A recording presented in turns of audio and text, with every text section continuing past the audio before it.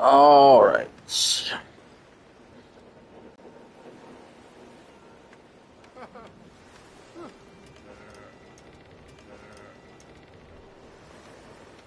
Live.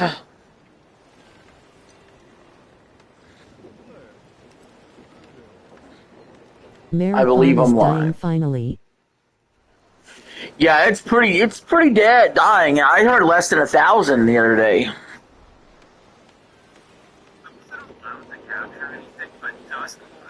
Oh man, I had such a great time with this game. I just had to make. Destin Legary played Dust Bloods. He likes it too.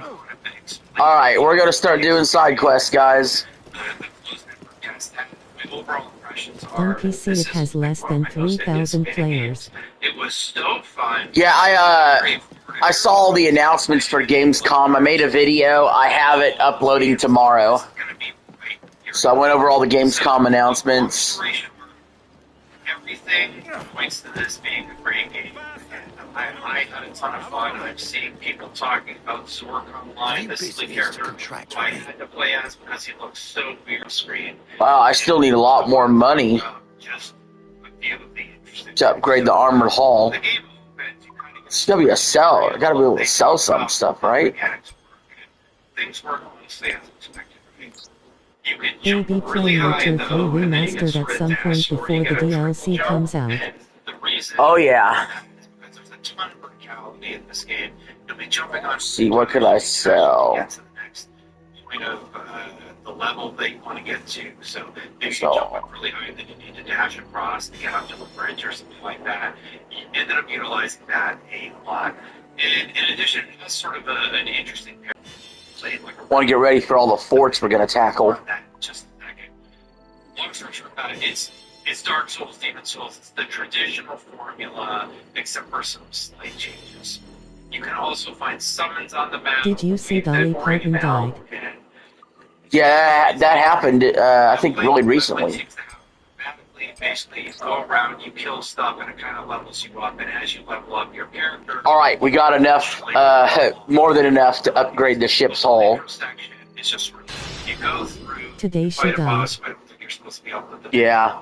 I think, now that I know how to play the game, I can probably beat him. I guess we'll see in the full game if that's... Upgrade the RAM. And then you're...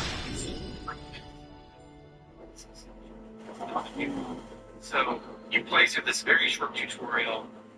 They teach you how the basic games work, and then they're like, okay, go play the game. And you go into something called Bloodsworn Virtue.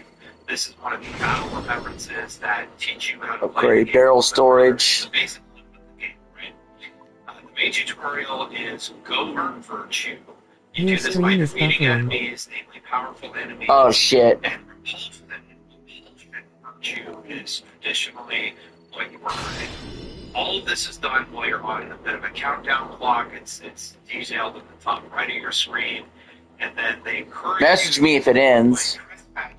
Trespassers, which are very difficult bosses that are more difficult characters that you go fight, and you can fight them in co-op battles. When you are in co-op battle mode against one of these bigger creatures, no, you can't hurt each other, but we'll get to hurting each other in just a second because that is a key part of the game.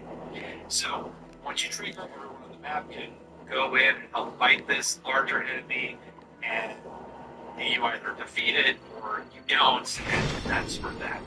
Separately, ritual sites will also appear when a clock gets to a certain point. You can go there, you can swear a blood pledge on them, or you can kill other players. Is it still buffering? Then there's also the Blood Drench Moon tutorial, which has 4 phases, and it breaks down as follows. Phase 1, you go, you kill stuff. Wow, we really fucking upgraded this ship, bro. Gather gear. You're trying to... This ship's gonna be unfucking stoppable. Summons basically help you in battle, and there's a few different of those to choose from. That's phase 1. Phase 2, ritual sites open. Same with phase 3. That's where you can pledge or end up fighting other players. And at the end of each of these phases, if you have not leveled up your character enough and you're on the bottom of the screen, you're just knocked out. So by phase 4, it's down to just... I'm gonna have to play it. That's just the way it's gotta be. And it's just straight up.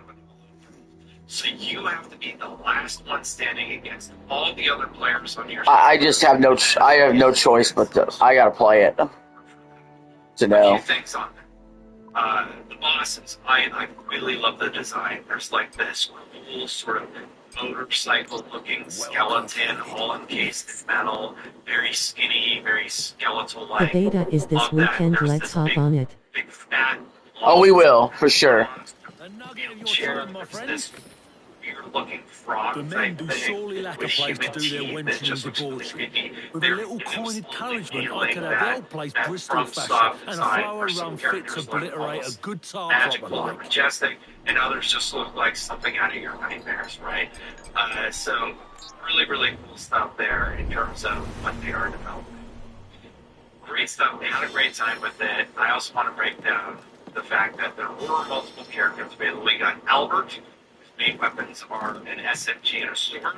You have Bloodhand Jan, that character has an axe and sorcery stone.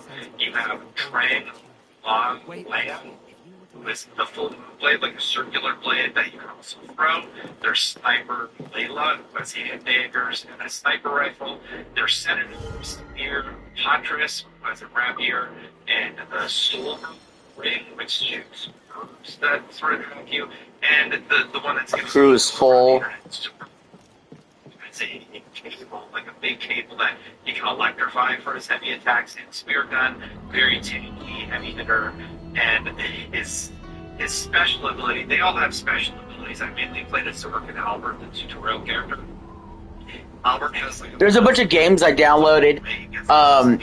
PlayStation Plus had free games and stuff like Metro Exodus and a few other games. So we got some games to finish out the rest of August with. For a second, and then he just catapults at enemies and absolutely nukes them. And in terms of like attachments, you have a shield, there's the regular blood shield, there's the Moonmere shield, which is big against fire. Point where he saves Anne Bonny from the prison, and he couldn't figure out how to open the prison door with the key. There's Sigil of the Sworn Enemy. Find and defeat your sworn enemy. You get Sigil perfume. That's how you can like sort of track them and find out where they are. And then there is also This quest is the Bastard Maynard quest. This is the new content. you find, so you go find your partner and you can work together, which in addition to you level up more, so probably good for co-op partners. And then in the Dust Battle system, that is the multiplayer system, there is casual, unranked, where you can just kind of go in and play some matches, and there is a ranked. The King of England loves Right, mulled right, wine. level up, and you level up, Have mulled and then wine go at to the this final battle in phase 4. That's the this long and the station. short of the loop of the What game. makes it And I could special is say, the addition you know, of there's all nuts. these other characters that you get to try. I only really got to try Spice, Albert, so our I had a Majesty good the time King with has them. I didn't get to try delivered from the Far Bloodhound, East, for we, his Sniper subjects, to Layla, rule. or Senator. So there's like 4 characters right there. I didn't even get to try, but as expected, Let it Dust not be Wars said seemed that like a those really with excellent power cannot Nintendo treat Switch the 2 little people exclusive, and I charitably. highly recommend if you have a chance to You'll play it. find no little people It's here. a pretty good time. You must You be will lost. see where the full Lost? On the contrary, I am here with purpose. To See how they offer got built. this boon from the king's table as a gesture of his goodwill. And with it, a chance for you, Edward Kenway, along with these other tyrants, to leave this place with your lives.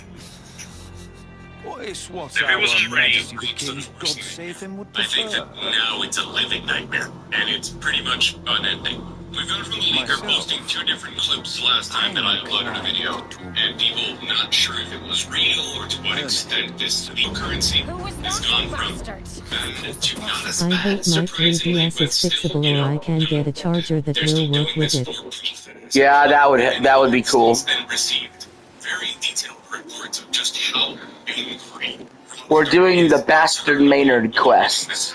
just Edward, a word? studio Best in private. to be able to stand to keep on track. That bastard Please pirate stop hunter. trying to fight for His name's Lieutenant Robert Maynard. information. They Oh, I call him a few other things besides. Maynard's going to be a problem for us. They don't let That's his people unitize intention. them. So There's been he red needs some of coats this everywhere information. since Touch. Now that cocky bastard walks in, bold as you please, and threatens us to our faces. Blackbeard would be turning in his grave. Aye. I've been thinking on that. Hold on. I gotta send Scoot an invite. Their videos and directly in the gameplay, they captured two of the things that people comment about the leaks. The one that really made everybody realize that this was serious is when he wrote the leak, as in cyber leak, L-E-E-K, on a wall with a machine gun videos. And now he is actively responding to people's criticisms about his driving, as he most recently went into a club, the adult kind, in one of the most recent videos, and now he's showing off a Vice City metropolitan area. There is a lot going on. What's your plan for Maynard then? I mean to go to Kingston, pay him a quiet visit. Getting there may not be easy. They say he's got a warship tearing up freebooters anywhere near the place. The Jackdaw's crew can hold their own in a fight well enough. This is no ordinary fight. Maynard's got the King's Navy behind him. And he hates us. You saw it. I think he hates you most of all. Even more reason for me to go in quiet. Playable in some capacity Kingston, then. PC version of Be careful, Edward. We've lost Nassau. We can't lose an Agua too. Is happening and how dangerous is it and what is going to be the future of this GTA 6. We're going to talk about that, but hi, I'm Logan. If you're new here, welcome. If you're not new here, welcome back. You are looking fantastic today. I'm thanking for Gamescom, which is why I don't look my usual. And also, I've been busy playing some video games that are coming out in a couple of weeks to leave those reviews up on the channel while I'm gone. So I haven't been able to play as many indies as usual, so I'm still going to show you a bunch of cool indies that I'm interested in throughout this video instead of just boring the same 4 minutes of GTA 6 gameplay you've seen before. But I do want to warn you, I have not played them this time around. I'm just showcasing some cool indies I'm looking forward to from their trailers, alright? You know how it works here on YouTube. If you like the video, hit the like button. It helps it reach more people. And if you really like the way that I cover news, reviews, essays on the industry, and retrospectives on games gone by, everything in the world of gaming, consider subscribing. Just don't do so until I properly earned it. Rockstar is in full panic mode at this point. Let's get into it. Now look, there's different levels of what a leak can be, right? Sometimes a leak is just stuff that people shouldn't be able to see. Sometimes a leak is like an Avatar movie, and that's just like very screwed up. I'm like, oh, this product is now out there for everybody and for free, right? And we've seen this year multiple games leak early, be available out there in the wild as a download that you can install and play before their release date. Something is definitely going on with insecurity of the industry and the shift towards... I'm swimming, motherfucker, swimming. To the point that even games that are releasing on PC, like GTA 6, are now apparently playable on PC before their release. So, leaks are a thing that is happening. And for a minute there, we thought that the GTA 6 leak was just somebody that got a hold of gameplay footage, but it's become increasingly clear that this person, CyberLeak, this group of hackers, actually has a fully playable version of the game, a relatively recent version of the game, one that contains cutscenes, a lot of the progression, a lot of the systems, pretty much a very working copy of it, to the point that they can react to what people are saying and even sell people custom leaked gameplay as well as custom advertisements within that leaked gameplay, meaning that they can, in fact, just load up the game, put it up, play it, and do stuff. This really became dangerous when, for a minute, and this hasn't been debunked, but like everything going on with CyberLeak, we don't know how debunked it is. We don't know how true it was in the first place. So I do think that there is a chance that some of it is true in some capacity. But we thought that they had a dead man switch, and the claim was that for this build, that they have to not become widespread and available to everybody, there needed to be a manual deactivation of a potential upload or distribution system, unlocking system, and that they needed to manually cancel that upload every 24 hours in a threat to say that if anybody came after CyberLeak, that would mean that the game would go public and anybody would be able to download this build and play it, which is one of the scariest things I've ever done at Rockstar, right? You've been working on this game for so long.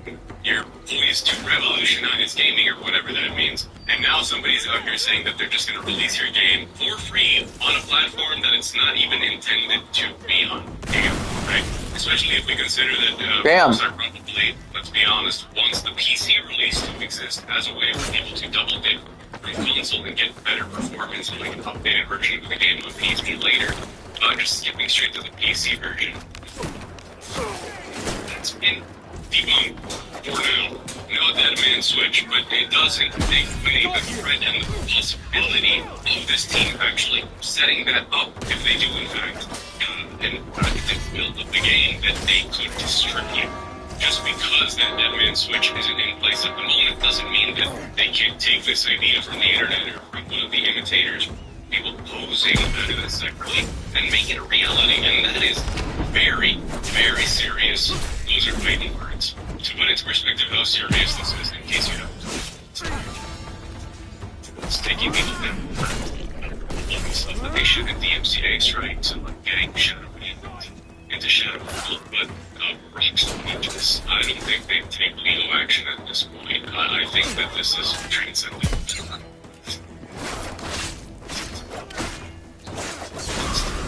Results. Taking legal action. Take two has subpoenaed X, Microsoft, and Discord in order to try and find the leaker by just looking at records and all the data that they are now legally requesting in order to find out where this person is and who they are. So they're doing everything they can. Now, what they were interested in is maybe their support for gamers' rights, basically co-opting everything that stopped doing games represents its DLC for some games that is their day one. It's like unethical, that digital pre-orders are unethical, that not having physical media is wrong, and that publishers are supporting this, like the case of Rockstar. That is very much because they are finding ways to monetize this like very heavily, or at least that is what they want to do with their intention. Even that comes true or not, that'll be an interesting question. But what I find very interesting about that is that they also put out their own meme coin paper coins to either be like a short-term gamble or a pump and dump, a rug pull. And to prove to people that it's not a rug pull, they have essentially all of them have tokens, or most of them have tokens for their meme coin. That's a really interesting thing.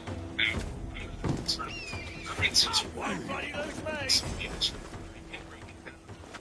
think it's understandable. So these things against the person that puts out the crypto coin owns a large amount of it.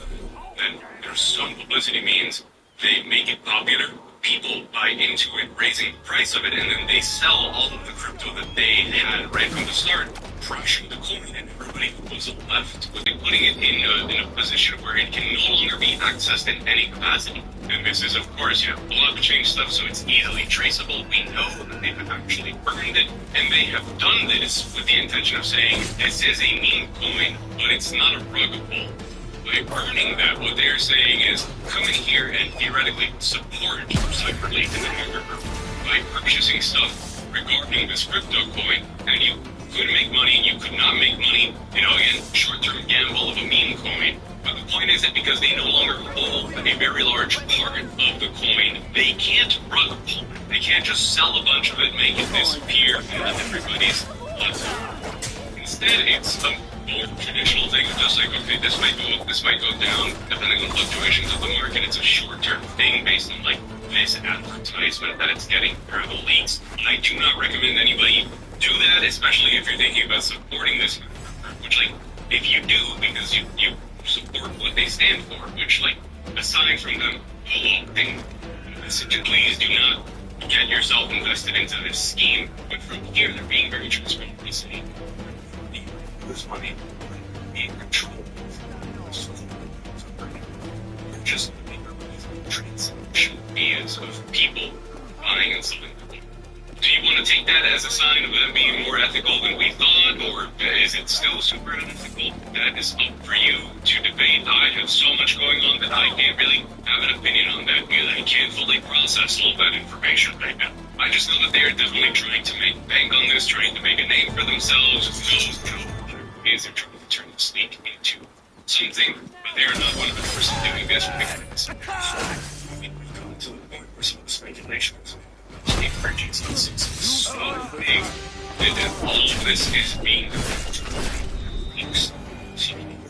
Agents of the game by putting out pretty average-looking gameplay and stuff, which is an insane thought. Some people have been saying that this is all a promotional stunt for a character in the game, which would be pretty sick, but I don't think that if that were the case, they would have all the, crypto stuff involved in it. I think we would be able to tell if it were a promotional stunt, and it's not, because of just, it's too earnest and too insane at the same time for it to be that. But it's crazy how this story continues to progress and everything that is happening regarding GTA 6.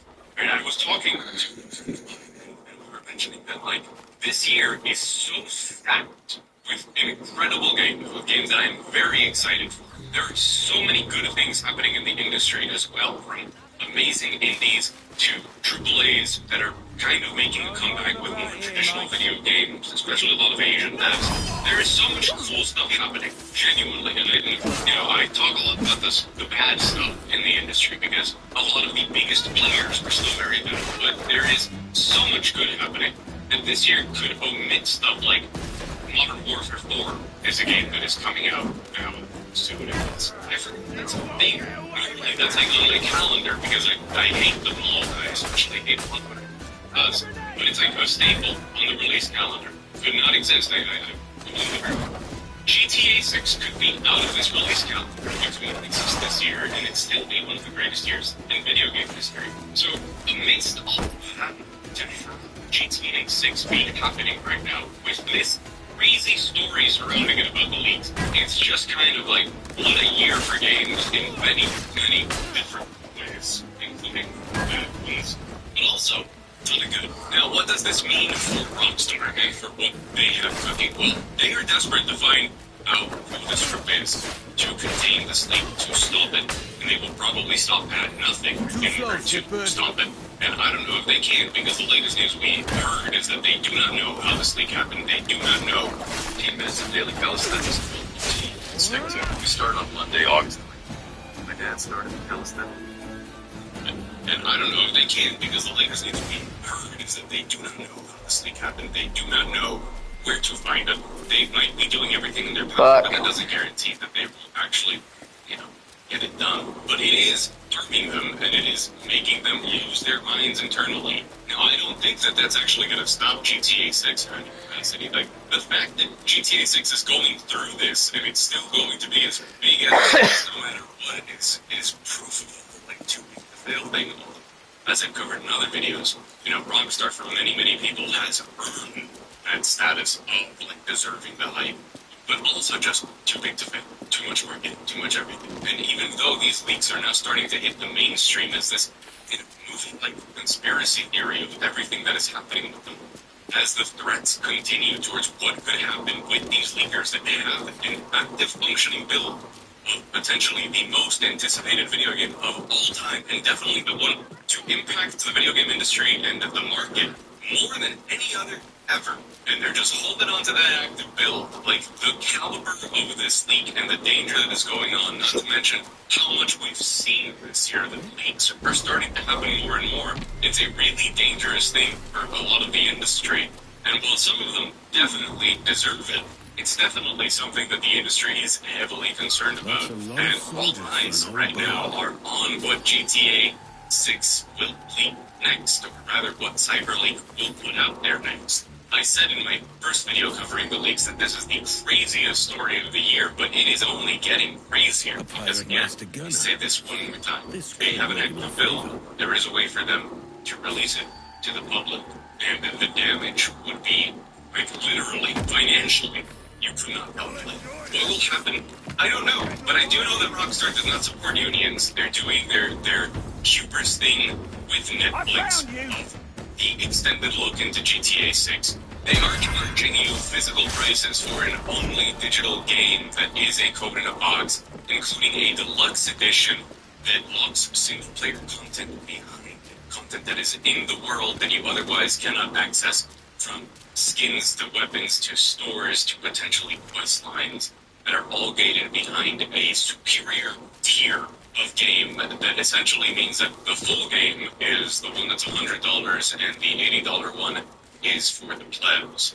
It's for the not real fans. And so much of their behavior and so much of what is going on from the business perspective of this, which I'd like to, there is a very difficult conversation to be had about how these things go together, but I like to keep some of the corporate decisions of making the most money possible separate from the quality of the video game itself. But so many of those decisions are so bad that I know a lot of people are happy to see them getting at least some sort of karmic punishment for it. And all of that happening, even if it is co-opted and fake and all actually done for money, with a message that is valuable of these companies are trying to harm us. They are trying to be as greedy as possible and to take away some of the things that we've always had in video games and gating them behind higher and higher prices and essentially pricing us out of a medium and a hobby that we love. So in the end, whatever happens to GTA 6, it'll probably do fine. But it does at this point, and I've said this narrative throughout a lot of videos, there is no stopping GTA 6, but a lot of the things that it will do will harm the industry moving forward, and because GTA 6 is so big, we can't fight it. We have to fight the practices it leaves behind once it's out. But maybe this CyberLink stuff, this awareness campaign, some of the damage that it will do will soften some of that blow and make the fight for actual pro-customer choices, pro-customer decisions of supporting great developers and publishers Kingston for a rendezvous with his fleet just a bit easier. That is, of course, the best case scenario. The worst case scenario, there's, at this point, I believe that there will be a movie about this because I'm already on the conspiracy trains, but I'm definitely on the, there's going to be a new story about them being caught and probably, stuff happening to them. I can see a documentary about this thing going on there in like 3 years. How do we find his fleet then? In any case, though, I've enjoyed some of the really cool indies I've showcased this update on what is going on. With the biggest video game of all time, Grand Theft Auto 6. Keep you left here with your wish list a bit bigger, a bit longer, and excited to play some great video games because there's a lot happening. There's a lot going on. So if you enjoyed the video, hit the like button. Thank you so much. And Are you maybe raiding here the by the end side of the video, quests? I've earned your subscription. No. Maybe if not, check out the channel, find some other stuff, or maybe along this next week I'm technically out of the office, but there will be videos going on. Not yet. Maybe some reviews. But a lot of this right now is just the new content. Like, this is like the extra added content, the Maynard quest or whatever. Coolest character action games I've played in a long time, so stay tuned for those on the channel. An extra special thanks. I don't know why they just didn't add the Adwale stuff. Members directly here on YouTube for supporting everything I do, day in and day out. Is this Stay the tuned cut because there's a content? lot to talk about. It's not. I don't think it's cut content. I think it's extra content. Maybe it was cut content at one point. I will see you again very soon.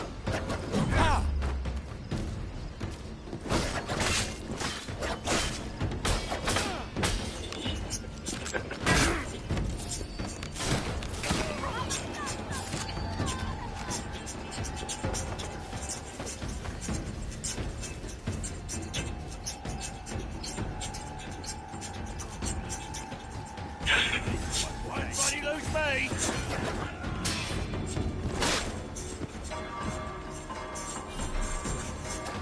I had a pulled pork sandwich, sausage, and smoked turkey for dinner. That sounds fire.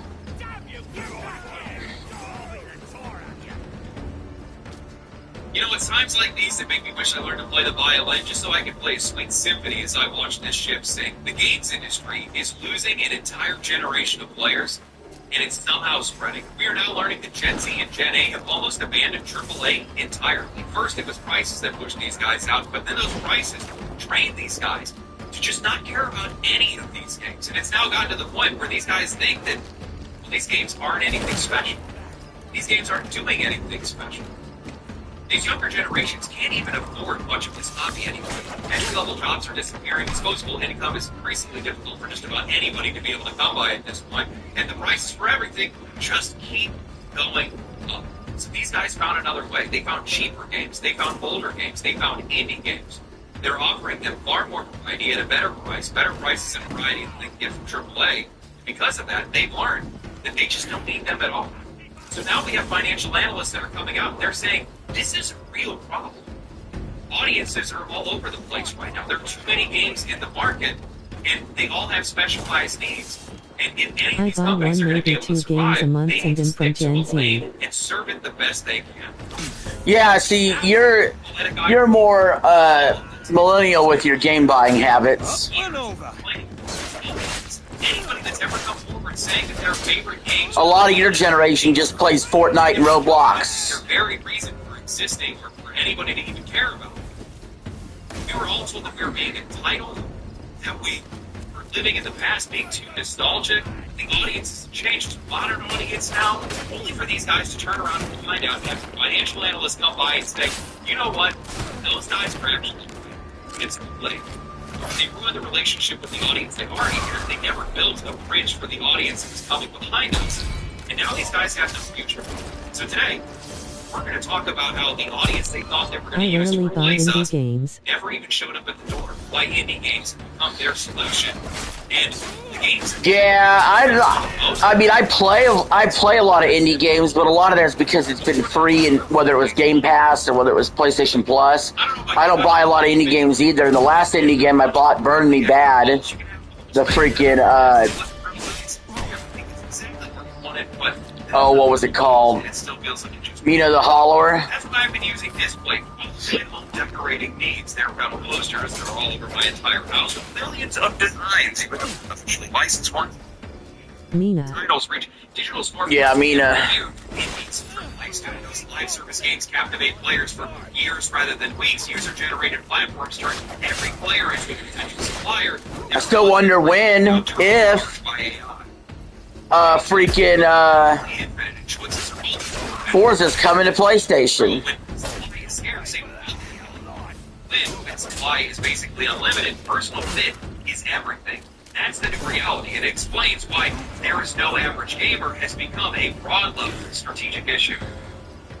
Now that should scare the hell out of AAA because it almost perfectly describes the slot that these guys have been serving up for $70. See, Bain went surveying players around the world. They asked them what kind of games they actually wanted to play. Story-driven AAA games, open sandboxes, competitive multiplayer, social experiences, and everything else in between. And instead of finding one or two dominant categories that everybody was gravitating towards, demand was scattered almost everywhere.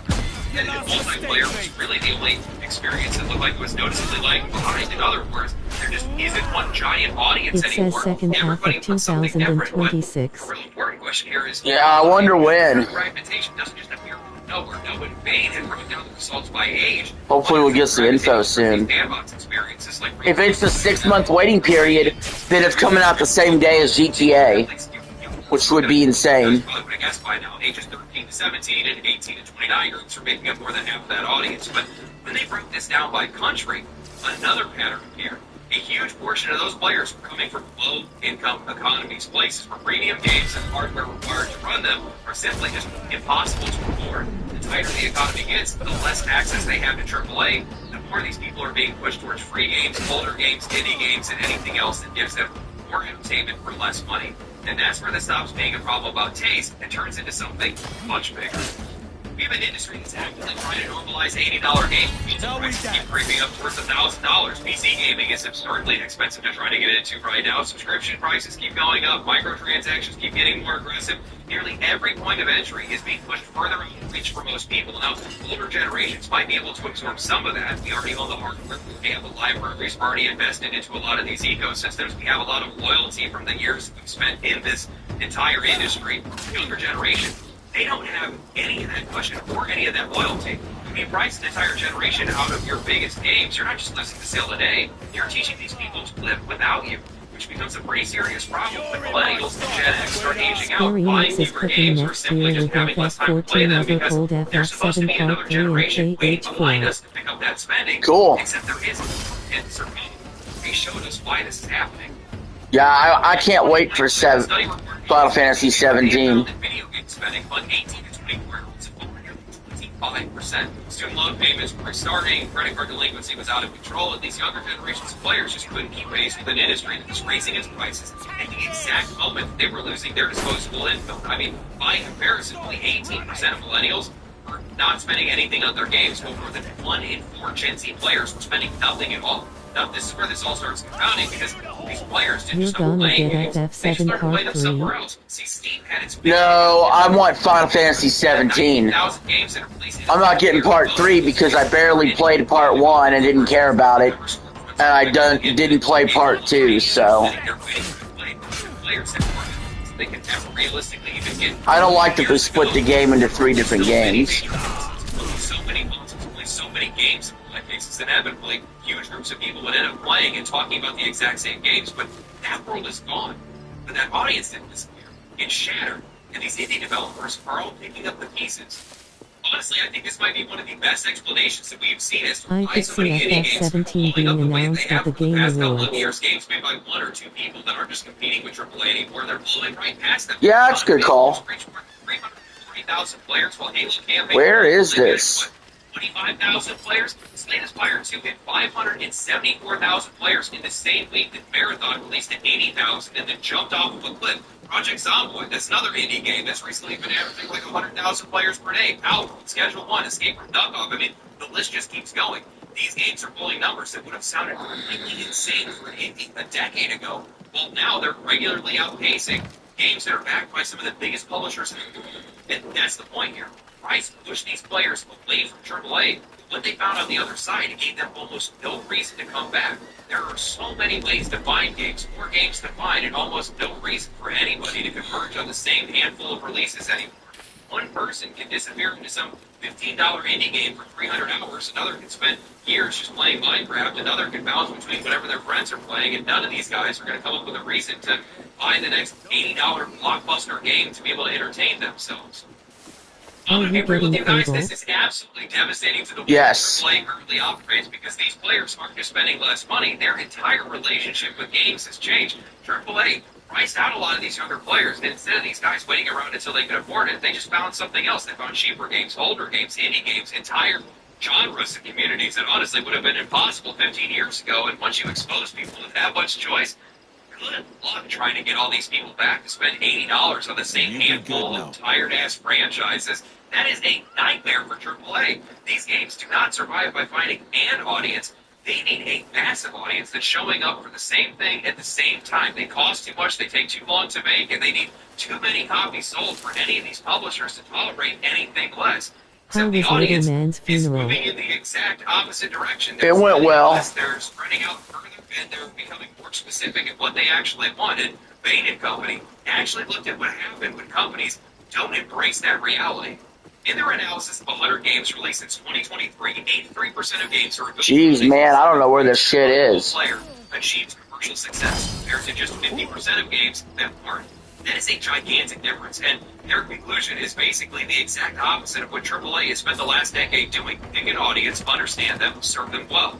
Meanwhile, AAA went bigger budgets, bigger prices, bigger worlds, more systems, more genres, more live service, more trends, whatever else they could fit in. FF17 is turn-based. It appeals to everyone. So now you have an industry either way, as long as the game is good, the game is good. I could do turn-based or action. Games that they have cost more than ever. So AAA needs more people than ever buying the exact same thing. Claire Obscure Expedition 33 gave us a really great example of turn-based, and Final Fantasy 16 gave me a really great example of action-based. I enjoyed both.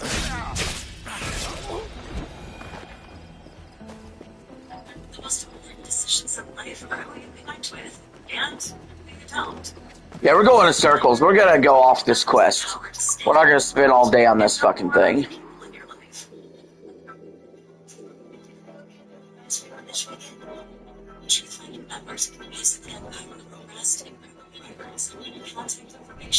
social profiles, professional and asset information, and more to provide a comprehensive profile of almost anyone in the U.S. TrueFinder makes accessing millions of public records easy. Control of the knowledge that protects you. Yeah, we're not going to spend all day on this shit.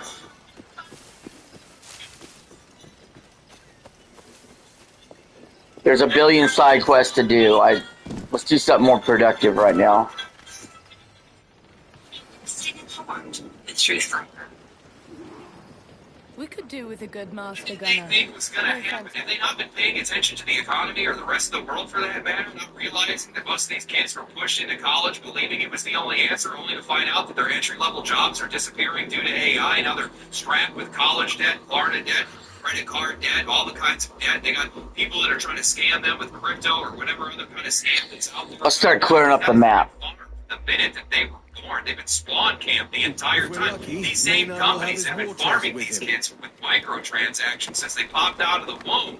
They're not the ones that are standing in the hands of kids for $80 games and $1,000 for their consoles. These guys are like, no, I'm not going to do it. I don't want to have anything to do with it. They're throwing their hands up and they're saying, I'm going to find a cheaper way to live, a cheaper way to entertain myself. And that's exactly what these guys are doing. That's what they've been doing this entire time. That's pushed them into playing Friendstop, into playing indie games, into playing cheaper games and older games in a lot of cases. And because of that, that's refined their taste. They have better taste that would match a lot of these AAA games that are coming out right now. How are you going to convince any of these guys, especially after seeing how much they can buy, how many games they can buy, how many games that are out there, that they need to come to you for your $80 game that's 25 hours long with 15 hours of cutscenes, that all you got to do is just press the left stick forward to walk through the entire game on your $1,000 console. It's not going to happen. Even the people that can afford it don't want to have anything to do with it. And we end up telling them to just stay away because of it. Even if we do play these games, we tell them to stay away. I find that to be like the most funniest part of all of this because, like, all of this has been going on, all these audiences have been moving away. They got it in their head to fuck with the audiences that they already had, the people that were already invested in buying their games to begin with, games that had 10, 20, 30 years of loyalty. These franchises that have been going on for so long, they changed them, they gutted them, trying to make them appeal to a wider audience, thinking that was going to be the solution to all of this, only to ruin those games and, well, basically make us mad, ruining our relationship with them, pushing out these other audiences, never even building a bridge for them, and now they're just standing there going, hey, where'd everybody go? The only thing I think they're going to find out is that nobody's coming back. One thing that I think is genuinely dangerous about all of this is that it might be irreversibly generational. A massive chunk of the most expensive part of the games industry just doesn't seem to appeal to anybody under the age of 25. Sure, now, there's going to be some exceptions. Some games are basically going to be immune to this, looking at something like Grand Theft Auto 6 or something like that. Other games are going to break through, but AAA, as it's currently built, I just don't see how most of it survives. 2 generations of players just stop caring about it. And I don't think people realize how much of these companies' power comes from the fact that older generations grew up knowing their names. We built trust around these brands. They had reputations. Hell, one of the reasons I even talk about these games and even have people listen to me is because a lot of us are still holding on to an ember of flame, a bit of passion, I guess, for what these companies used to mean at their peak, what these games used to mean at their peak. We were Xbox guys, PlayStation guys that were talking shit to each other at GameStop. We were Halo kids, Pokemon kids, Bethesda kids. These games were just products. They became a part of our identity themselves. I think we've completed this island. Who are you watching? These younger players. This, right now we're listening to a guy called Legendary Drops. I like him. What do you think of him? Got to experience hitting these companies at their best. Skyrim is 15 years old. For some players, their first real impression of Bethesda is either Fallout 76 or Starfield. Maybe they played Destiny 2, but now Bungie is the company that's behind Marathon. PlayStation has spent the last few years chasing... Oh yeah, I like how he speaks. The guy before that was Mug Thief. Ubisoft barely exists. EA has spent years now becoming shorthand for slop. These players were just priced out. They were kept outside of the fence while they were watching the rest of the industry that's been burning behind it. Now we're all acting surprised that they don't feel any loyalty towards the companies that are inside. Why would they? What exactly are they supposed to be coming back to? That's where I struggle to see the path forward here, because normally I can look at these companies and see their problems, and at least see how the industry can try to correct its course, but here you have potentially 2 generations. You are now 2 generations deep without ever giving any of these people any reason to care at all. I just find it all too ironic that the very things that we've been complaining about for years and we're told were a figment of our imagination are quite literally the very thing that is killing the industry right now. AAA games used to be uniquely equipped for this exact scenario. Players wanting more specialized games that target a specific audience. That's exactly what AAA used to represent. They had something for everyone. Xbox was the place for Mountain Dew, Breaking Benjamin, Dude Bros, and high fantasy nerds. They were making games specifically targeted at those audiences, specialized for those audiences, marketed to those audiences. Alright, that island is complete. Well, actually, no, wait. We need to see Naguana first. Ubisoft had Splinter Cell, Prince of Persia, Rainbow Six, Ghost Recon, Assassin's Creed. Different games, different audiences, different reasons to care. These companies didn't need every single game to appeal to everybody because, well, the company as a whole already had something for everybody. If you didn't like Halo, maybe you'd like Fable or Gears of War. If you didn't like Gran Turismo, well, then maybe you'd like Final Fantasy or Demon's Souls. If you didn't care about Splinter Cell, well, then maybe you like Assassin's Creed. That variety existed across the entire industry instead of just being crammed into every individual game. Somewhere along Give me the iguana. They didn't reverse that logic. Legends exploded, development just stretched within 7 years or longer in some cases, and suddenly these releases, every single release, needed to be a blockbuster. These guys got greedy, so greedy, mostly because, well, their games were developed for under $100 million before, but now every single game is averaging a cost of like $300 million or more. Serving 2 or 3 million people is not enough anymore. Hell, 10 or 20 million isn't even enough anymore. Every sequel needs growth. Every franchise needs a wider audience. Every game needs to pull in more people than it ever did before, and pull in people that never even cared about it. That's where all these games just started to blur together. Open worlds got shoved into everything. RPG systems got shoved into everything. Loot, crafting, skill trees, live services. Oh, fuck you. Back this map up more. At the moment, in that game, games started doing everything they possibly could, and they just became less and less memorable, less and less distinct. I mean, seriously, take a second to think about it. Yeah, we're good there. Game today. What can't you get from one of these anybody else? Half of them are all making the same variation of the exact same game, chasing the exact same realism, the same presentation, the same structure, until they all just start blending together. You can splice some of these cinematics from different games back to back, and eventually you're going to start losing track of where one starts and where one ends. There isn't enough real identity anymore, not enough art direction, game direction, or willingness to make something that clearly isn't for everyone. Everything is getting pulled towards the middle because they're no longer interested in just serving a specific audience. They have no loyalty to their customers anymore. They're chasing the average audience. They want everybody, and the problem is that audience doesn't exist. It never No use wallowing about here. Give me every inch of sand. Tell them, this doesn't feel like Halo anymore. This isn't when I play Battlefield anymore. Why does every single Ubisoft game feel like the same game with a different skin? And the response was always the same version of your nostalgia. You're too negative. Nothing is ever enough for you. The audiences have changed. Nobody was asking these franchises to stay frozen forever. People were just begging them to stop turning into everything else. And now we have analysts that are coming along telling these companies that games that are built around a clear, identifiable player base succeed at a much higher rate than games that don't. After all of these years of their own customers telling them that they're wrong, the industry is now getting the same advice from consultants in a PowerPoint. These guys are like, oh yeah, this makes sense. And come on, man. The scary part is that I don't think that any of these companies will ever figure it out. Instead of rebuilding any of the identities that they've destroyed, they're instead just looking sideways at whatever a lot of these younger players are playing right now, and they're just copying that instead. You can see that happening right now. I saw somebody the other day. Ah, shit. Gaming is healing because Fable's character is suddenly a lot more attractive in their marketing. Come on, man. Do not let these companies try to trick you into believing that they actually have an original thought in their head. Notice how any of these design blockbacks you're starting to see right now are only happening after Fortnite made the first move. They're still copying whatever they think is working somewhere else. It's just a blind leading the blind. They're still looking for the next audience to chase instead of accepting that maybe there isn't one. Maybe our tastes never changed in a lot of cases. Maybe there isn't another giant evil that's waiting for you to change Halo, Battlefield, or Assassin's Creed, Fable, or whatever else until they finally decide to buy it. Maybe you just have to be okay with going back to how games used to be, and also making them for less. Amen. Smaller budget, smaller teams, smaller expectations, smaller games industry for that matter. Fewer people, buying your games net still being enough. Younger players spending less money without every single system being built around extracting more money from them. And you know what? While you're at it, cheaper games too and some cheaper hardware, because you can't keep financially lapping the people that are supposed to be your future customers, just expecting that these guys are just going to magically show up. And that's the part that I don't think a lot of these companies are prepared to accept at this point. They haven't figured it out yet. Everything in this industry is built around endless growth. Witcher That's 3 all will these be guys my think about. It's favorite all they remake of want. the It's all their year. investors want. Well, the generations that are coming up behind us have less money, more choices. Damn, will it really? Exactly what they want without. Oh shit. So maybe it's about fighting every single player, every single player in every single game. Maybe it's about making something specific, spending less to make it, and being okay with the entire world just to show up for it. Because maybe the future of gaming isn't some revolutionary new model that you can steal from one of your competitors. Maybe it's just going back to the way the industry used to make games.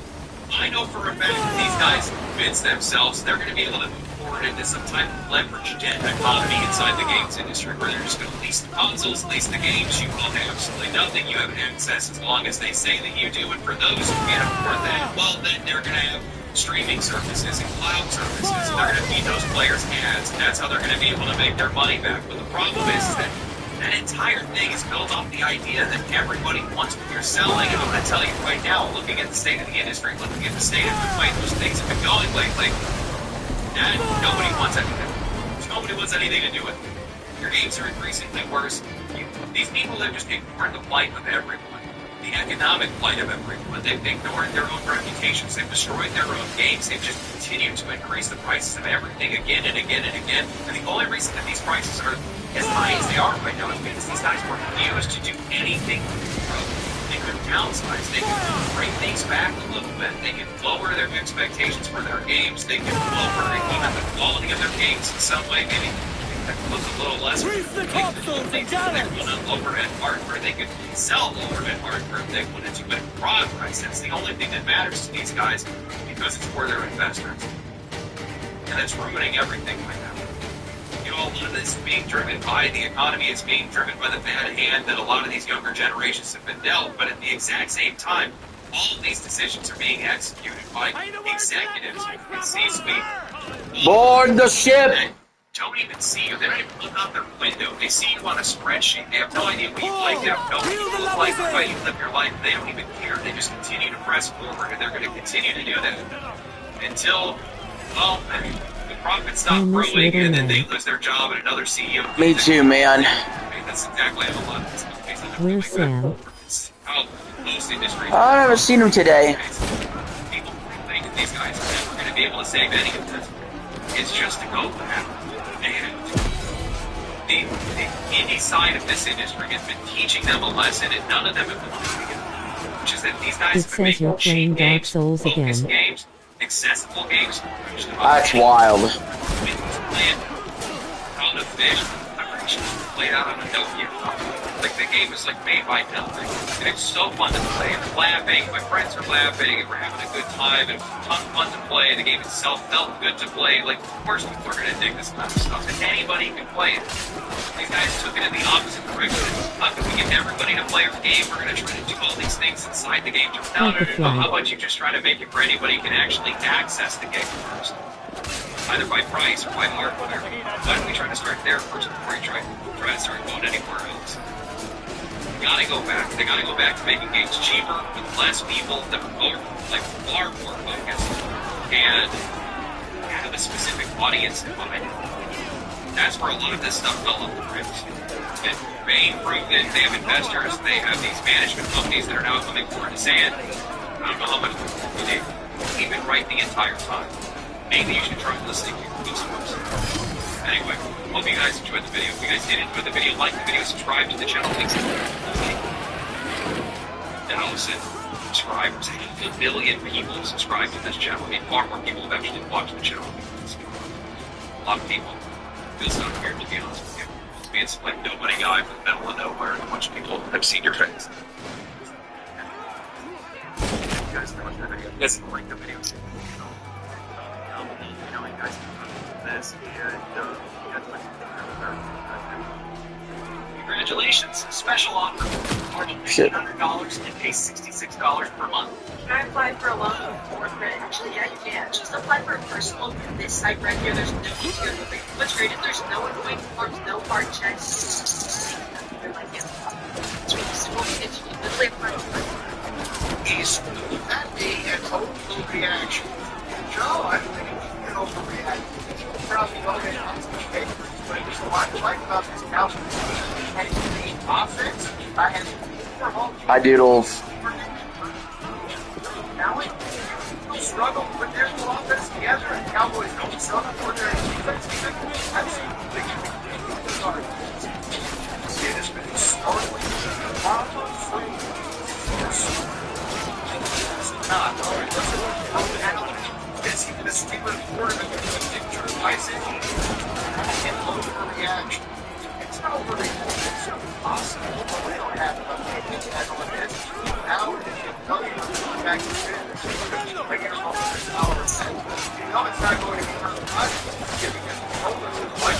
But it's always going to go the big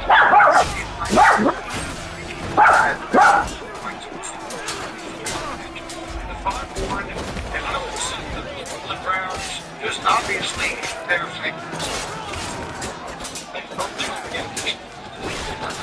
You'll have to be quicker. Like a lot of Browns fans, particularly watching a lot of like starting quarterback.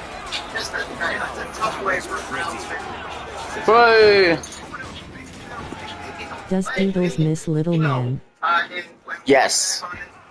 He's going to feel maybe more than ever to be a Browns fan and creating that is saying something.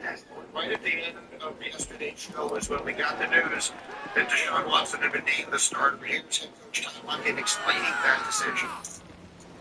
Felt like to start the season on the road, Deshaun gave us the best chance to score points. I know what we think and what we see every day in our building and our players and the momentum we have, and we're 100% behind Deshaun. That's tough. I believe him when he says, we're doing this because I think he's the best option we have right now. That part of me, I think he's telling the truth. But like, you want to start the season when we're all lined up behind him, and it just feels so wrong. And this is everything about him for a variety of obvious reasons that I assume the audience is aware of it, up to and including the fact that he was openly critical. He made Deshaun of the fans who he did apologize for that yesterday, but I think the damage was done. It just, to Dan Graziano's point, it couldn't feel worse as the season starts. It feels so wrong to all of us on the outside. And it feels differently to them who are in the building, in the locker room, on the team.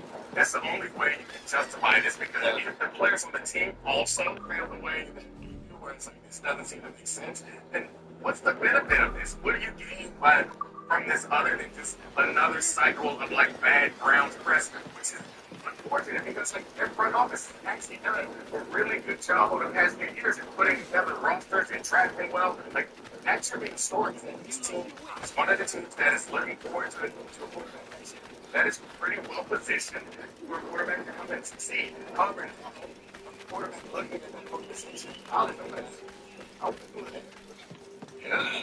I said all along, you got to play the best guy. It's clear and obvious that Deshaun Watson was just above Shedeur Sanders to the point where if you made Shedeur the starting quarterback, a lot of people get you crazy. It doesn't appear that was the fact. Monken said that it was full. The fact that he continued to say when they beat Deshaun Watson, us being on the road, he gives us the best chance. It seems like they basically want this situation with the older guy and the younger guy. Browns fans are booing Watson. Yeah, it's not good, man. I can't believe he's your starter. I cannot believe he's your starting quarterback. I don't want to hear. Could you eliminate them for me? Oh, I may be persuaded. Being a starting quarterback For a price. in the 2026 You wouldn't happen to know anything about a Templar key, would you? I'm sure you can find it among Upton's men. Todd Monken is an idiot. Man, your Browns suck. I'm just gonna flatly say it. huge decision. It's not big because football is so like it feels like every single week feels like the most important week in your season. So it's hard to walk into a season telling your players or expressing to your players, don't worry, we'll switch it up. Like, no, we want to win. Well, to your point, We lost all our good players. I know they have against the Beavers.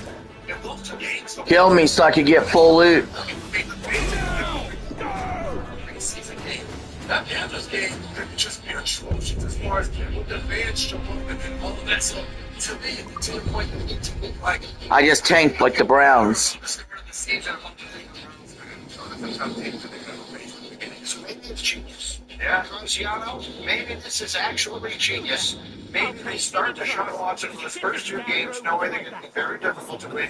The Buccaneers defense is really good. Jacksonville's a division winner a year ago. And you get to come home and you have a little momentum. You announce that Shadour's going to be the starter of the city. It's all excitement. And you got your fan base behind you now. The dog pound and and all that kind of stuff. And Shadour comes out and you have and all of a sudden, you turn your entire season around. Maybe be playing chess, and then one day, are playing checkers. You dress the part of an assassin, yet I don't know your face. Name's Kenway. I'm here to warn you of a threat to your bureau. Yes, I've noticed some suspicious men lurking about. I believe they work for a noted Templar called Upton. Could you eliminate them for me? Oh, I may be persuaded. The Browns management hates Shadur. It's weird because they drafted him. I'm sure you can find it among Upton's men, if I tell you where they are. Deshaun Watson emerged based on what the coaches saw every day in practice as the clear winner of the competition. And, you know, we'll see. He gets a chance. He said it yesterday. He's got a second chance. If he plays well, then, you know, a lot of things might, you know, a lot of the poor performance of the past might be forgotten. But if he plays reasonably well, then I think the answer is if he plays reasonably well to begin the season / this year, is a chance of being in the NFL next year. I think that's as far as you can reasonably go with it, but likely not with the Browns. I mean, the chances of that seem so minuscule. And a year and a half ago, this clip was circulating yesterday around the internet. A year and a half ago, the owner of the team made the decision to go get him in the first place, called it a swing and a miss. The owner described this as a lost trade, and now there's a year and a half later he's their starting quarterback. Somewhere along the line they missed something. I'm not exactly sure where, but something got missed along the line. I would say that the thing that, and we've talked about this from all the different angles and trying to find a way that it feels positive, is I'm very hard on any team that is like playing for the future or anything that's right. That's one thing that we all recognize, that there is no reason to play Deshaun Watson if you're thinking about the future. The only reason to play is you're trying to win now. There's a player on the team. They're like, all right, I agree. But the arguments that we're making... Get them aloft, let's go! I'm annoyed by it. It's like, we want to see what we see Shador Sanders on week 1. Like, no, this is my whole career. More stale! We need to punch! Soundbite, it's almost exactly, that would be 6 by 7, 17 months ago. Let's have a song then. This is the soundbite everyone was talking about. Ready for a fort.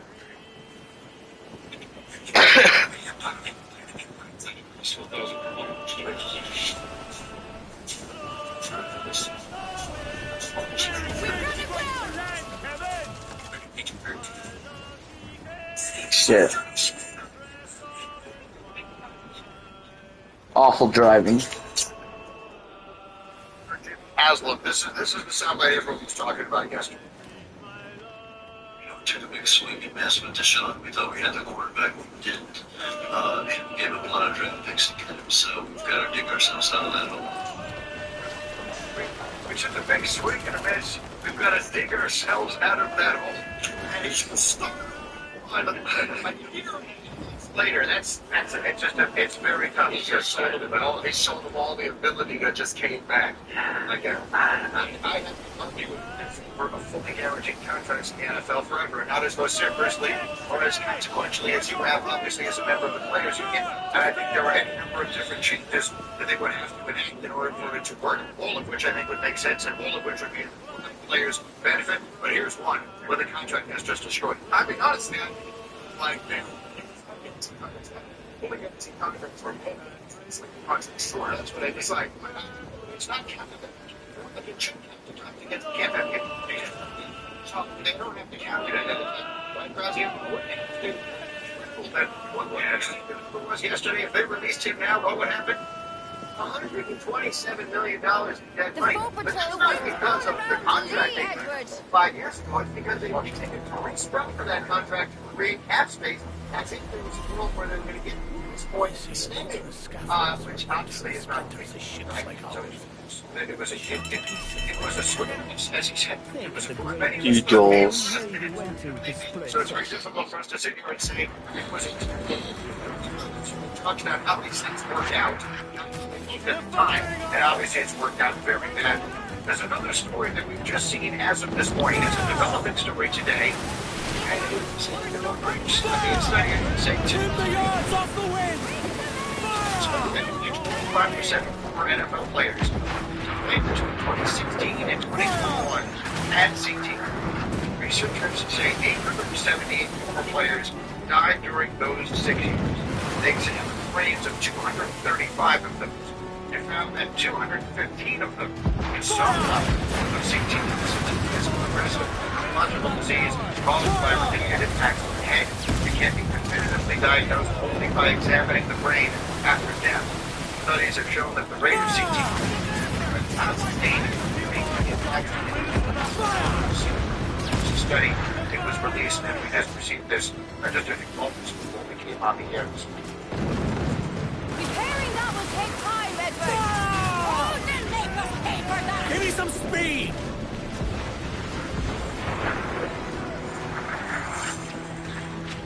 Football is better than ESPN. ESPN is really efficient.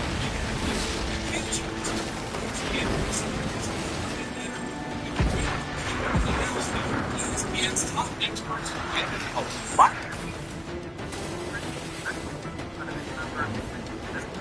Play significantly as we go. Remember,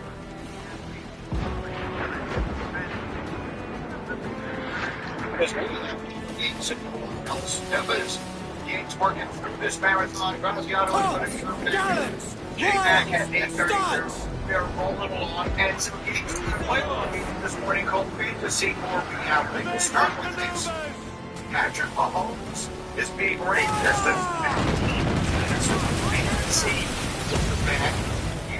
Within all tops. That is fair to say. They create to be very clear. Nobody is taking Patrick Mahomes anywhere close to the 15th best quarterback in the NFL. I am supposed to a little bit higher in my fantasy ranking. That 15th ranking overall is not that crazy to follow. It was a very specific race. You may recall that last year Patrick Mahomes was running for his life. As a matter of fact, he's one of the most fantasy points per game. Catch the win. Just using his legs, he's now coming up with a major knee injury. Patrick Mahomes will not be running nearly as much as he did last season. They are running down on the Chiefs. We're getting them. Past things. What do you think of this? I think the big question is will Cyrus Allen ever get receiver and play as well as he did there? Well, he has. I think he can tackle and Walker can have breaking attack and pressure off Mahomes. And it's Mahomes make big plays here and there, and it steps up, and they can get on one of the Storm the forts. There's a lot of ifs. Names out. Trim to the wind. Yes. I think it's important how about the cast has some bounce and so similar to what we saw a season ago outside of Kenneth Walker the third. Blew up the main. Plus receiver and it would be an impactful player on the offensive side of the ball for them to be. We dropped the anchor? at that tour, you talk to him and everybody else, sensing anything about Hollywood, as you consider playing that Monday nighter against them. You know, all indications have been positive so far. I don't know if he's going to play in that last... Storm the forts! Give me more sail! They feel like he's been able to do everything they've Oh, shit. The dock's over there. We're scraping ground! What's the haven't keel come out line? and said that, but their priority has been keeping him safe. So far, they haven't put him in any situation where he'd be in harm's way, but obviously that is coming at some point. Loose and trim tight! Ride the wind! Seems ready. Out there, ready. He was testing the thing out, trying to see if he could move around, throw, you know, front, left, throw, move around to his right, throw, trying to see if he has... Gallants! Royals! Fire! Clew up, gallants! Ready to fire! If I said, if you have a...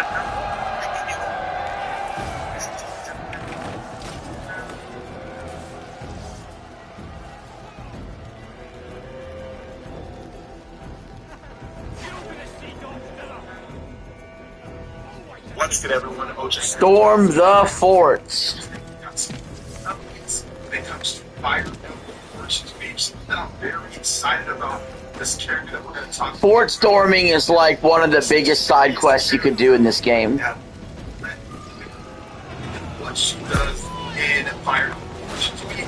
Also got in huge class JRPG coming back after 30 plus years and an impressive Nintendo Switch to work. The game that can come back to PlayStation 5 in 2024, so I'd love to get into it.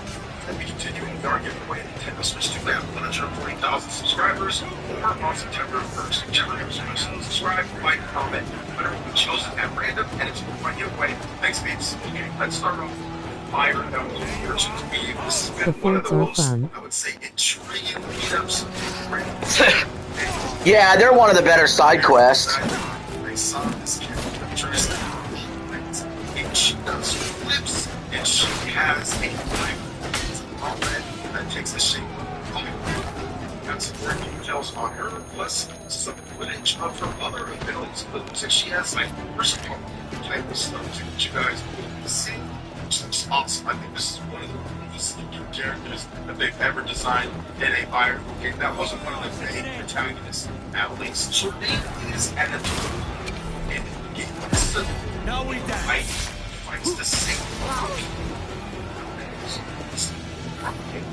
her appearance has a or perhaps she does personality, which can accidentally anger others. And what she does like is expert combination around objects, arts training, and I kind of alluded to that because she can do some martial arts. So she's got a firearm and she can make your. Now let's get some more details on what she does in the game, or at least the setup for her. So Anatolia runs a fortune-telling shop. That is, she has a reputation for highly accurate fortunes, and there's always a line of Damn, what was... her shop. So how many more do I need to kill? Talking to Anatolia, kind of discussing what's happening there. And this seems so very kind of setup for fortune telling. Fire Emblem, it's like a match made in heaven at this point. Thankfully, it's skeleton because there's always somebody who's sometimes fortune telling up to. Let's talk about the battle situation because during battle, it's such a range attacks for Fire Emblem. Salamander, which is a boss name. She can also handle close quarters combat, martial arts. Furthermore, she can really commonly see magic. So that's awesome. She has so many different things that they've made her very strong. And I think he can potentially even vote to based on what you see here just a bit in the game. Yeah, she looks awesome. I love the character design. I love the fire. Martial arts abilities. I always like whenever there's martial arts abilities, like key type of powers in games.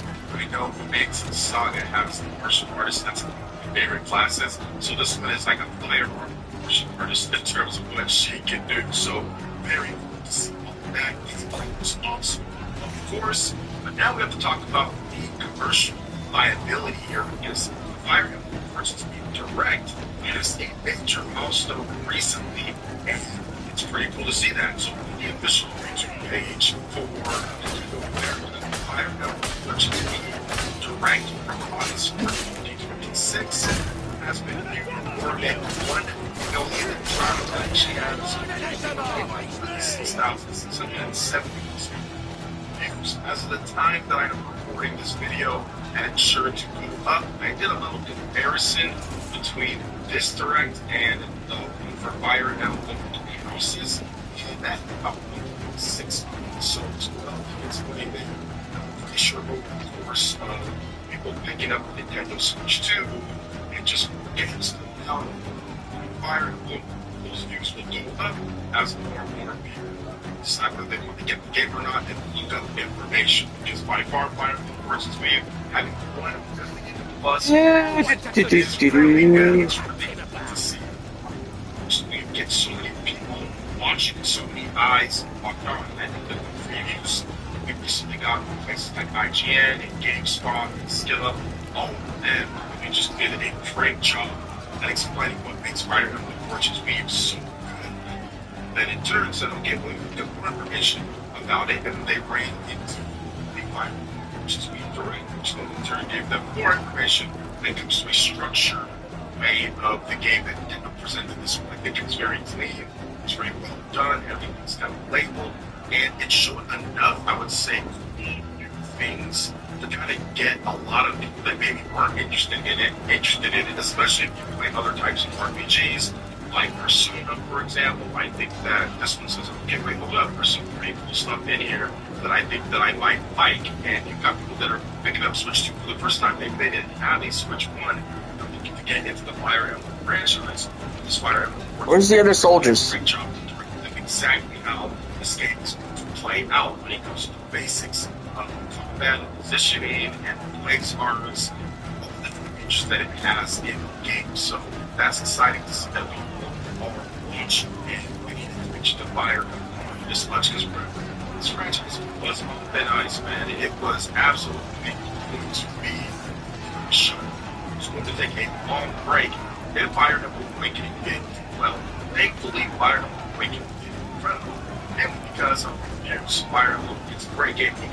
They made the game great too, which helped in turn get the great reviews. But those reviews really convinced so many people to become Fire Emblem Awakening. So these positive reviews of the reviews of these first, like first of all, the different footage that's getting a lot of positive press is going to help Fire Emblem. Come on, man. This getting bullshit. Where are the rest of these fuckers? Another very impressive game, and that is Stellar Blade Complete Edition for the Nintendo Switch 2. We've got a brand new trailer, we've got a new subtitle with the Complete Edition tag on it. We still don't have a release date, and we don't have whether it's going to be all digital release, game key card, or cartridge. We don't know. It's one of the questions that I see quite a bit. They have not detailed that, so we don't know exactly when in 2016 it's coming. We don't know the format that it's going to be. Game key card versus physical cartridges, but we do have this new trailer, and it looks super cool. So it's running at 60 frames per second. The original trailer on ShiftUp's channel, they processed it in like 4K, 60 frames per second. Nintendo's channel, they uploaded the trailer, they processed it at 1080p, 60 frames per second. So I'm confident in thinking that there's probably not going to be any type of real native 4K or anything. Maybe there's an upscaler or something like that. It's probably going to be like 1080p target around 1080p and 60 frames per second target as well. I'd say that's going to be locked in on that. We have to make these and see it running and get the tests and everything, but I think the target is 60 frames per second, and you can tell that it's the Nintendo Switch 2 version running because the air kind of distillation a little bit that we saw like the Resident Evil correct me if they fixed that up a little bit, but because that when it comes to PS5, Xbox ports, my God, where are the soldiers, bud? I think that's what you see here. Inside that, when it comes to the autos, when it comes to frame rate, when it comes to pretty much everything else, it's all intact. The geometry of the game, it is full experience of stealth play. And I think that's if you look at everything they've done with this and the complete edition. Are you ready to restore paradise? Oh, shit. And build your world. that is and everything in this complete edition. This should come with all of the extra DLC, the Nicky stuff, the Nier stuff, all the stuff that they did when it comes to collaborations and extra content, updates, just all that. I'm looking. Kind of switch to version this some version of the game, but there's a lot of other things that happen. I don't see who's alive. It's interesting. Not the strongest story in there, but still an interesting story that will keep you kind of thinking what's going to happen. It's because that here. So, there's a lot of influences in this game. People talk about Bayonetta, people talk about Souls games, people talk about Sekiro. There's a lot of different stuff. Whistle me over. Where you at, bud? Souls, let's say, type of gameplay. They have, like, let's say, Bayonetta. That it's a very fun game. I think it's going to be a great version of the game. I think that there's going to be a lot of people that are very interested in this version, and I feel that it's going to do pretty well based on what we've seen here so far. So we're going to wait, please state that how performance will be. I want to see ship them support. I think there are one of the better developers out there, so it's looking pretty good so far. It's also looking good, and I would say 30 plus years. Come on, this is horse shit.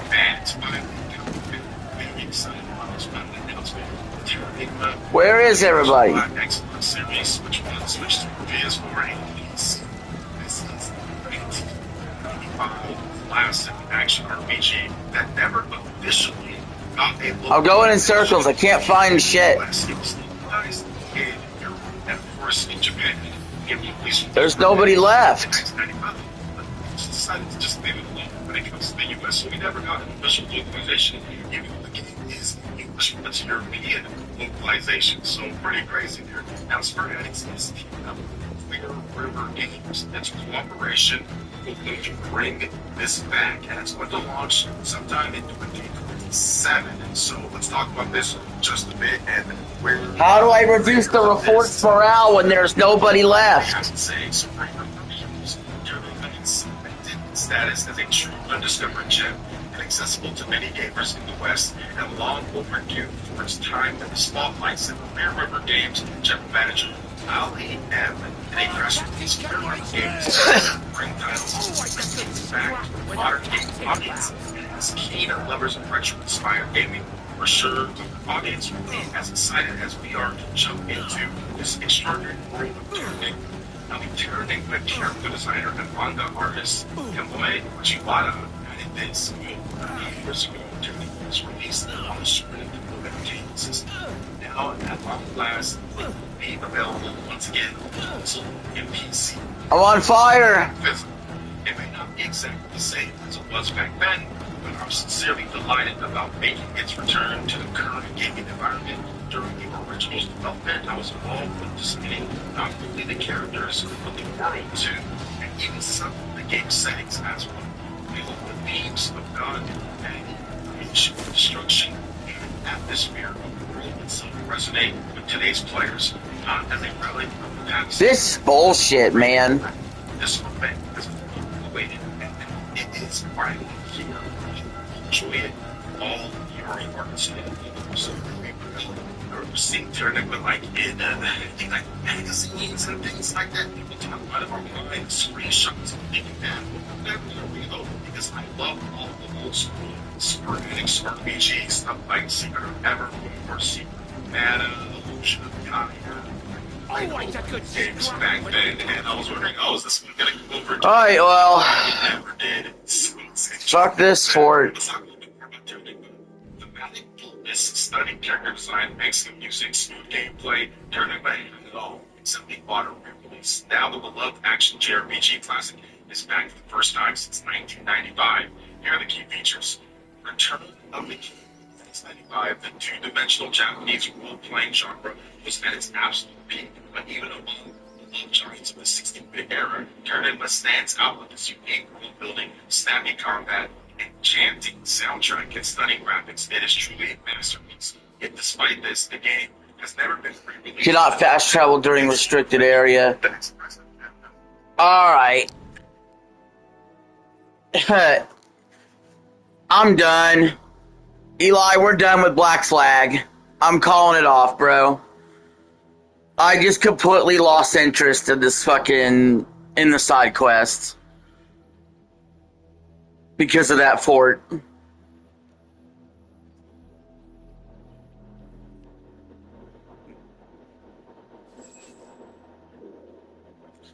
In 2013, I cleared this entire fucking map. The game, it took me like 60 hours. Hey, we've already beat the main campaign. I'm done.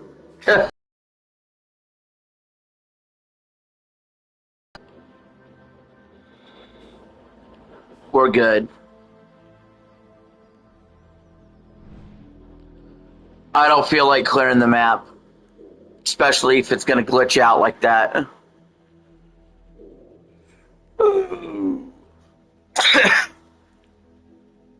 Quest-wise, got all this open world slop that you can do. But you don't have to do it. So, I'm out. See ya.